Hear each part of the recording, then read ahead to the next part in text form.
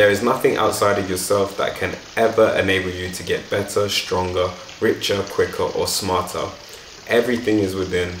Everything exists. Seek nothing outside of yourself. Being lonely, I think nowadays this is a big issue. Although we are well connected online, I feel like there's a lot of people out there that feel disconnected from the rest of us. I spent a long time alone. I moved to Japan last year.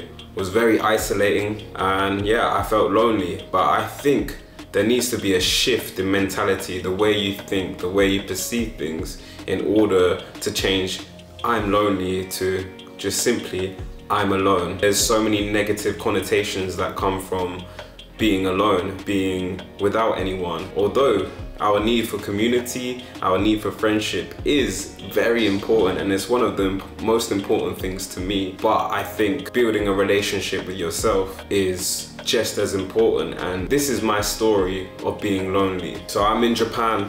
My relationship with my ex-girlfriend of 5 years had come to a close, and I had quit alcohol. So it was a very isolating period in my life. It was very hard to meet up with people without going for drinks. When you want to do something else, they're not very keen on doing those things, which is fine, each to their own. But, you know, I was truly by myself at that point. I wasn't doing the things that I would normally do to socialize, go out drinking, go to bars, go to clubs, whatever it may be.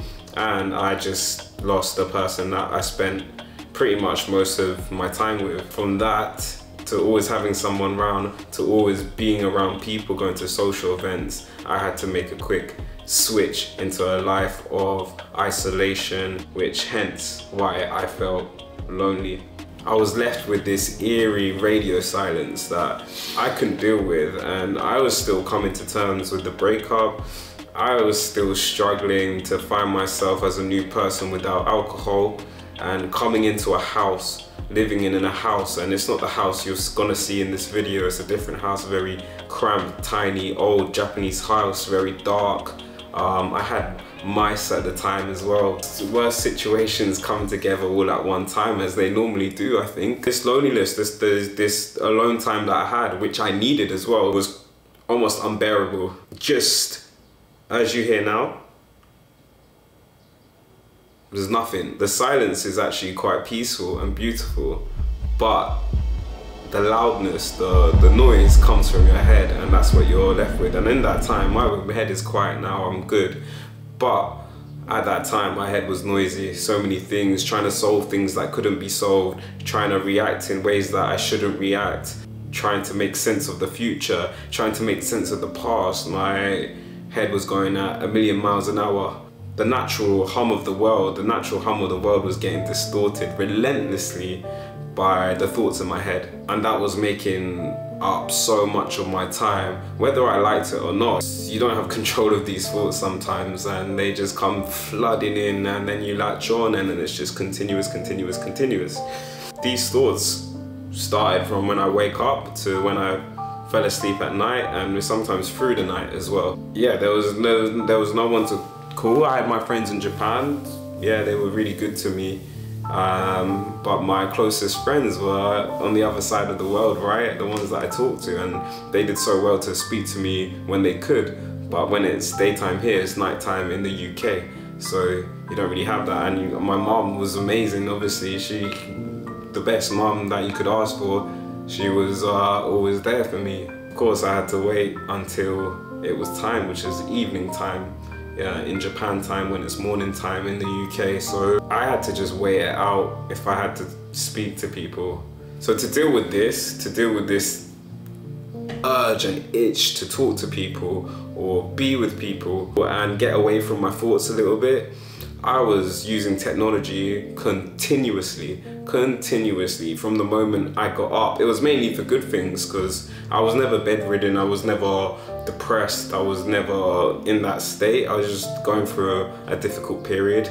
But I always got up, I always got moving, but I had to have something in the background, whether it be YouTube videos for motivation to help me get out a little bit of a rut. It kind of eased it and took me away from myself a little bit, and it helped me start building a plan. So I'm not saying that technology is bad, but I got really addicted to using technology in that time period to just get away from things. The podcasts, the YouTube videos, all the things that I was watching were actually to help myself. It wasn't just mindless junk. I was trying to build myself back up again. That's what it became, an obsession almost, to better myself. And I think I still got that obsession, to be honest, and I'm trying to tone it down a little bit, because I should be happy with everything I have at the moment, but I do have an urge to get better, improving things, improve my videos, and I was completely ignoring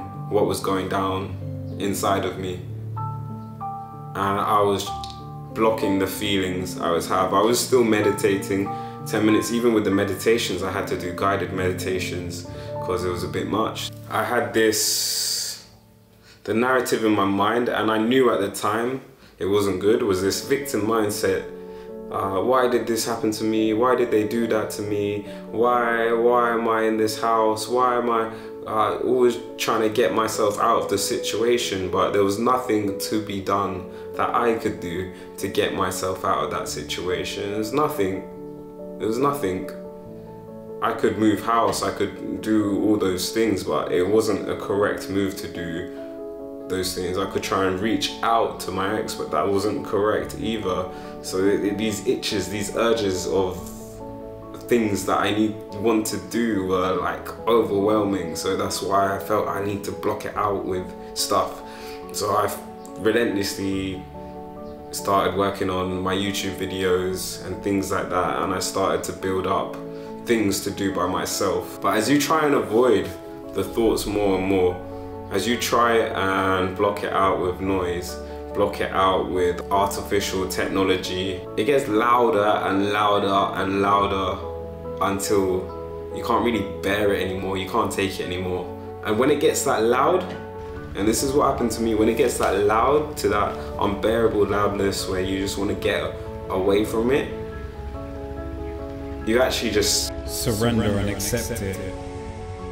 And then I was lucky enough to be in this beautiful country, Japan, where there's temples, there's lots of natures, there's places to go to. Instead of being addicted to my technology, I started getting addicted to the silence. And this was something that was so beneficial for me. Being able to listen to what's going on. Can you hear the birds tweeting in the background? And before coming to Japan, I liked hiking, I liked doing those things, I liked going out. I didn't really know why. But when you're going through a bad period and you go out to nature and you go out to somewhere quiet that is literally natural, your mood instantly starts to get better. There is a air of calmness around you. So you get that noise in your head, and then you don't block it out. I'm doing it right now. You just listen. And after going to these places, going to the temples, I started to implement my meditations of just sitting in silence, because I truly enjoyed that moment to myself of just listening and accepting how I feel.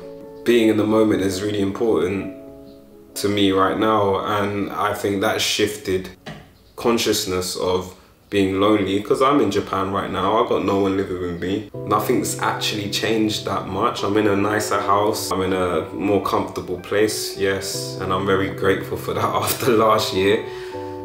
But the main thing that has shifted is my mindset. The way I did that was being alone. Being lonely enabled me to have a better relationship with myself. I had time for myself. I understood this is what I do, because it might be different for you guys. It might be different for you. The things that I do to enjoy my life might be different to the things that you do to enjoy your life. So I think that time alone is important to understand what you truly want, what you truly like to do, how you want to spend your time. The loneliness mainly came from insecurity, not having a decent relationship with myself. I didn't put enough work and time into myself as I should.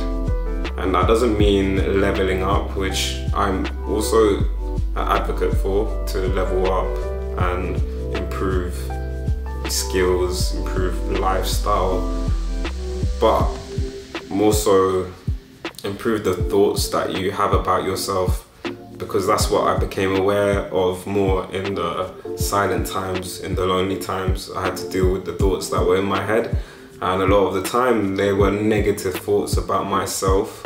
I said in the last video, for the alcohol video, is so important, the way you look at yourself. And I'm not sitting here saying that every day I think I'm amazing, I think I'm so confident. No, it's not like that every day. I still have those insecure thoughts. I still have those moments of not loving myself completely, I guess, but they're just thoughts. They're just thoughts. And if I hear those thoughts, I will act in a different way to what those thoughts are telling me to do.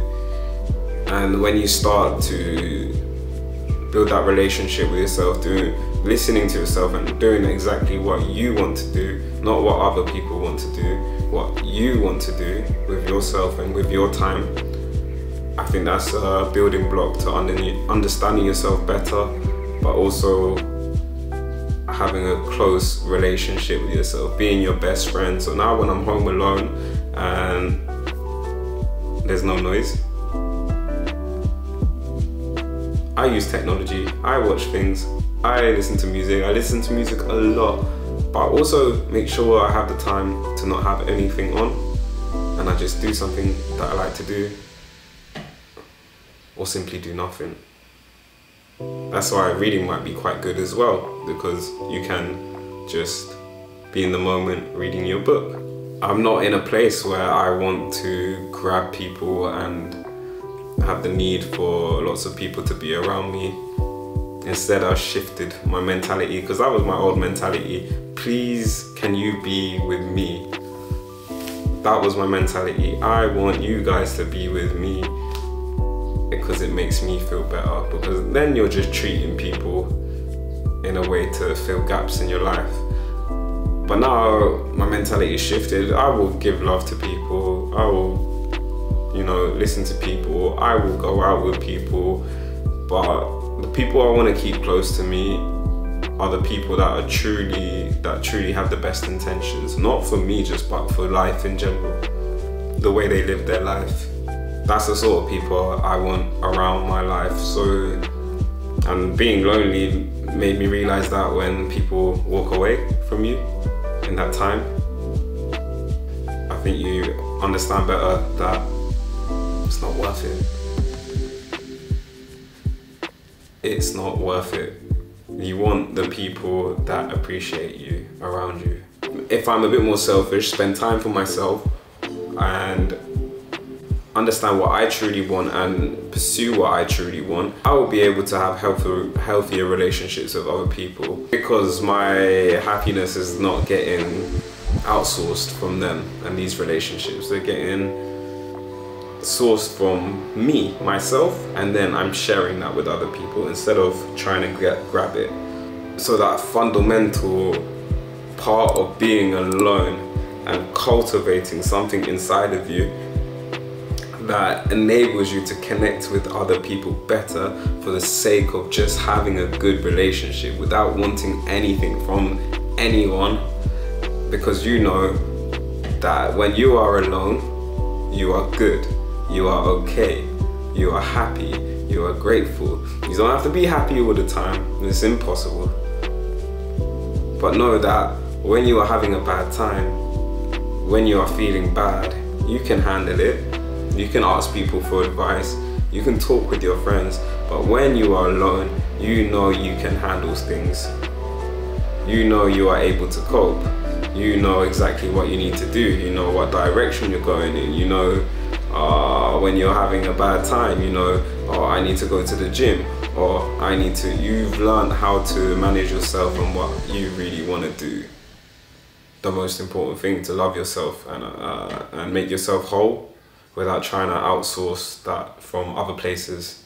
I think that's where loneliness comes from, is a sense of lack. And for me, it was lacking self-love.